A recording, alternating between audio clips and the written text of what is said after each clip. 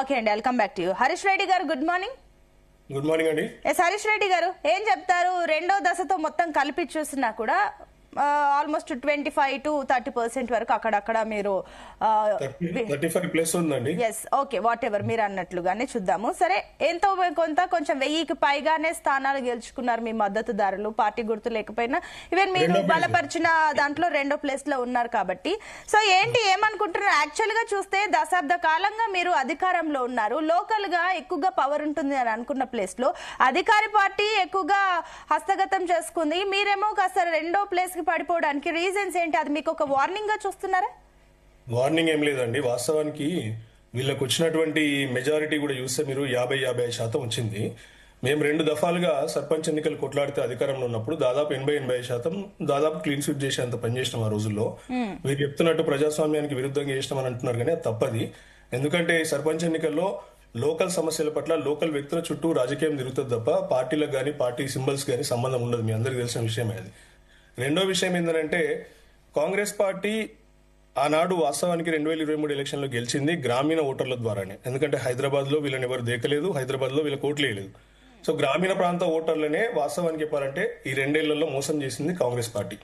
అందుకే ఇలా మీరు రిజల్ట్స్ చూస్తున్నారు. 50%, 55% దగ్గరలో ఉంది. వీళ్ళు నిజంగా ఎంపీ ఎలక్షన్స్ లో వచ్చినటువంటి ఓట్లు కానివ్వండి, లేకపోతే మొన్న జుబ్లీలు చూస్తే కనుక వీళ్ళు విన్ అయ్యారు కదా. ఆ విన్ అయిన దాంతో చూస్తే వీళ్ళు దాదాపు ఒక 70-75% గెలుచుకొని ఉండాలి. వీళ్ళు చేసినవన్నీ అరకొర పనులు. రైతు బంధు ఇస్తా అన్నారు, వాస్తవానికి మరి చెప్పింది ఎకరానికి 15,000 12,000 చెప్పిండ్రు. ఆ ఎకరానికి అది ఇస్తా అన్నది 2 దఫాలు ఎగ్గొట్టిరు. రైతు బీమా ఆపేసిరు, అదేంది ప్రీమియం కట్టకుండా. తర్వాత రైతు రుణమాఫీ కూడా అరకొరగా చేసిరు 30-35%. తర్వాత ఇరిగేషన్ ప్రాజెక్టుల మీద ఇంతవరకు ఎటు తెలుస్తలేరు. గోదావరి కృష్ణా ట్రిబ్యునల్స్ తో కొట్లాడతలేరు దాని మీద. సో రైతులకు ఇచ్చినటువంటి ఏ ఒక్క హామీ నెరవేర్చకుండా రైతుల దగ్గరికి పోయి ఓట్లు అడిగితే ఖచ్చితంగా రైతులు ఓట్లు ఏరియాలు చూస్తే మీరు ప్రతి ఒక్క మంత్రి సొంతూరులో గానీ, ప్రతి ఒక్క ఎమ్మెల్యేల సొంతూరులో గానీ కాంగ్రెస్ పార్టీ ఓడిపోయినటువంటి పరిస్థితి. ఇదంతా ఎందుకనంటే కేవలం వాళ్ళు ఇచ్చినటువంటి హామీలు నిలబెట్టుకోలేదు. వాళ్ళు మహిళలకు ఇచ్చినటువంటి మహాలక్ష్మి స్కీమ్ కానివ్వండి, ఏది కూడా ఇంకా ఇంప్లిమెంట్ కాదు, స్టార్ట్ కూడా అవ్వలేదు. పెన్షన్లు ఇస్తా అన్నారా, పెన్షన్లు పెంచలేదు. ఆ రోజేమో ప్రగల్భాలు పలికిన ఆర్భాటంగా అట్టహాసంగా ఏమన్నారు, 6 హామీలు అని ఉదరగొట్టిరు. రాహుల్ గాంధీ గారిని తీసుకొచ్చిర్రు, ప్రియాంక గాంధీ గారిని తీసుకొచ్చిర్రు. నిరుద్యోగులకు 2 లక్షల ఉద్యోగాలు అన్నారు మొదటి క్యాలెండర్ ఇయర్ లోనే. ఇవి ఏమీ నిలుపుకోలేదు కాబట్టి ఇలా ఖచ్చితంగా కాంగ్రెస్ పార్టీకి మీరు చెప్పినట్టు 70-75% రాకుండా కనీసం 50-55 వరకు ఇచ్చారు. అంటే వాళ్ళకు కూడా ఏంటంటే మీరు జాగ్రత్త ఉండండి, రానున్న 3 ఏళ్లలో. ఓకే హరీష్ రెడ్డి గారు, ఒక మాట, మీరన్న లెక్క ప్రకారమే చూస్తే, మీరన్న లెక్కల ప్రకారమే నేను అడుగుతున్నాను. గతంలో మీరు 80-85% వరకు మేము ఆల్మోస్ట్ క్లీన్ స్వీప్ చేసిన సిచ్యువేషన్స్ అని మీరు చెప్పారు కాబట్టి, అలాంటి 85% నుంచి మీరన్న 35% కి దిగి రావడానికి రీజన్స్ ఏంటి? అండ్ మీరు ఇందాకనే అన్నారు రైతులకు సంబంధించి చాలా ఇష్యూస్ ఉన్నాయి, పథకాలకు సంబంధించి అవన్నీ కూడా వీళ్ళు రుణమాఫీ కానీ, రైతు బీమా కానీ, ఇంకా చాలా విషయాలు కూడా అక్కడ కాంగ్రెస్ ప్రభుత్వం ఫెయిల్ అయింది. ఈ లెక్కలు అన్ని బేరీజ్ చేసుకున్నా బీఆర్ఎస్ కి కలిసి రావాలి, కానీ మీకు 35% వచ్చింది కదా. ఒకటి గుర్తుంచుకోవాల్సింది ఏంటంటే ఈ గెలిచిన 55% వీళ్ళు చెప్పుకున్న దాంట్లో ఒక 10-15% సీట్లు కూడా వీళ్ళు బలవంతంగా డబ్బు ప్రమేయంతో ఏకగ్రీవం చేసుకున్నారు. ఎన్నికల ముందే అది అయిపోయింది. ఎన్నికల వరకు కూడా కనీసం నామినేషన్ లేచి ఎన్నికలు కూడా కొట్టలేదు. బలవంతంగా ఏకగ్రీవమైనటువంటి చాలా సీట్లు ఉన్నాయి దీంట్లో.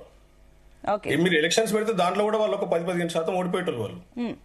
సో ఖచ్చితంగా డబ్బు ప్రమేయం నడిచింది అక్కడ. డబ్బు ప్రవాహం వల్ల, ధన ప్రవాహం వల్ల, తర్వాత క్యాండిడేట్స్ ని బెదిరించడం వల్ల వీళ్ళు ఏకగ్రీవం చేసుకున్నారు. ఈ రెండోది చూస్తే వాస్తవానికి ఆ రోజు మేము ఓడిపోయిందే పల్లెల్లో.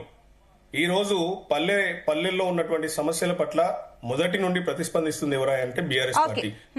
లగచర్ల రైతుల ఇష్యూ అయితేనేమి, లేకపోతే రైతు బీమా, రైతు బంధు, రైతు భరోసా, ఏ విషయం పైన కానీ ఇలా రోడ్ ఎక్కి ఖచ్చితంగా రైతుల పట్ల కానివ్వండి, గ్రామీణ స్థాయి ఓటర్ల పట్ల కూడా వాళ్ళకి భరోసా ఇస్తూ వాళ్ళ తరఫున కొట్లాడుతుంది, వాళ్ళ తరఫున గలమిప్పుతుంది కేవలం బీఆర్ఎస్ పార్టీ. అందుకని చెప్పేసి ఇలా మాకు మంచి రిజల్ట్స్ ఇచ్చిర్రు. ఇలా వీళ్ళకి చెప్పిందంతా కూడా వీళ్ళు చెప్తున్నాం కదా, ఒక 10% దాంట్లో ఏకగ్రీవమైనటువంటి సీట్స్. వాళ్ళని అడగండి మీరు కావాలంటే. 1000-1500 పైచులకు ఏకగ్రీవం చేసుకున్నారు టోటల్ 16,000 గ్రామీణ ప్రాంతాలలో. ఓకే అండి, నేను మళ్ళీ వస్తాను. సునీత గారు గుడ్ మార్నింగ్. సునీత గారు ఏం చేశారు?